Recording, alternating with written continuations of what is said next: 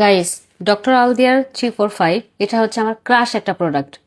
এই প্রোডাক্টটা আমি লিটারালি খেতে মানে পারলে বাঁচি, আমার এত পছন্দ, এটার রেজাল্ট আমি এত ভালো পেয়েছি।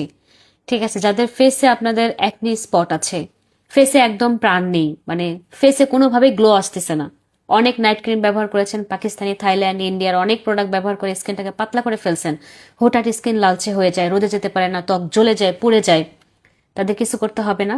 খুব মাইল্ড একটা ফেস ওয়াশ ব্যবহার করবেন, আর রাতের বেলা আমার মতো এক গাদা করে ফেসে ডক্টর আলদিয়া 345 এই ক্রিমটা অ্যাপ্লাই করে রাখবেন। এটা আপনার স্কিন অনেক বেশি শান্ত করবে, স্কিনটা অনেক বেশি গ্লোয়িং করবে, এবং আপনার স্কিনটা অনেক বেশি হাইড্রেট রাখবে। আর একটা স্কিনে যখন এই সব কয়েকটা জিনিস একসঙ্গে দেওয়া হয়, সেই স্কিন এমনি অনেক বেশি হেলদি এবং সুন্দর দেখায়। ডক্টর আলদিয়া হচ্ছে 345, এটা আপনারা জেনোভাতে অ্যাভেলেবেল পাবেন। সো আপনারা অবশ্যই নিয়ে রাখবেন। Thank you.